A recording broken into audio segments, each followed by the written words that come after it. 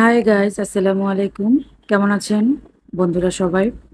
আপনাদের জন্য খুব সিম্পলভাবে হাঁসের মাংসের একটা রেসিপি নিয়ে চলে আসলাম। অনেকেই বলে হাঁসের মাংসতে নাকি একটা বাজে স্মেল আসে। এভাবে রান্না করে খেয়ে দেখতে পারেন, কোনো বাজে স্মেল আসবে না। আশা করি আপনাদের কাছে রেসিপিটা ভালো লাগবে। চলুন এখন মূল রান্নায় চলে যাই। হাঁসের মাংসটা খুব ভালো করে পরিষ্কার করে ধুয়ে নিয়েছি। তারপর এটার মধ্যে দিয়ে দিলাম আদা রসুন বাটা, গরম মশলা, এলাচি, লং, দারচিনি, কিছু পেঁয়াজ কুচি দিলাম, 2 চামচ দিয়ে দিলাম লবণ, 2 চামচ দিয়ে দিলাম হচ্ছে আপনার জিরা গুঁড়া, তারপর 2 চামচ দিলাম মরিচের গুঁড়া, 1.5 চামচ দিয়ে দিলাম হলুদ গুঁড়া, অল্প পরিমাণ সয়াবিন তেল দিয়ে দিলাম, তারপর একটু সয়া সস দিলাম, দিয়ে তারপর এটা খুব ভালো করে মাংসটা একদম মাখিয়ে নিব। মাংসটা যত মাখানো ভালো হবে ততই মাংসটা আসলে মজা হবে।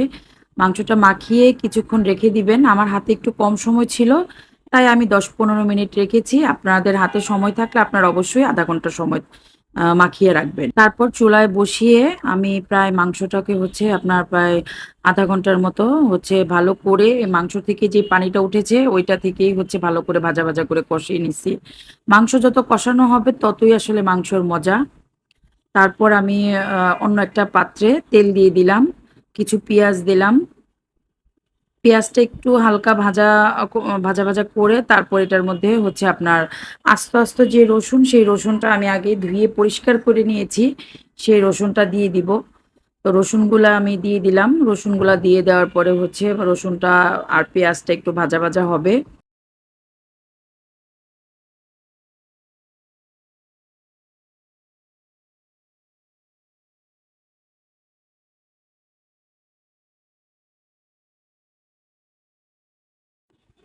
পেঁয়াজ আর রসুনটা একটু ভাজা ভাজা হলে আমি এখানে কিছু আলু দিয়ে দিচ্ছি। আলু, রসুন আর পেঁয়াজটা একদম বেরেস্তা হওয়া পর্যন্ত একদম আমি একটু ভেজে নিব।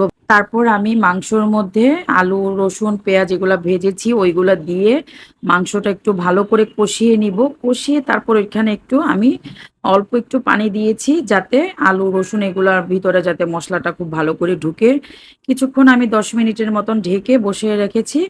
একদম লাস্টে কিছু কাঁচামরিচ দিয়ে আমি তরকারিটা আরেকটু ভালো করে নাড়া দিয়ে তারপর হচ্ছে তরকারিটা নামিয়ে ফেলেছি।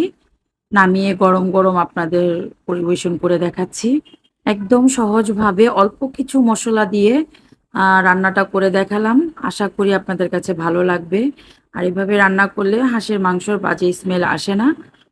অবশ্যই এভাবে একবার রান্না করে খেয়ে দেখবেন। Thanks for watching.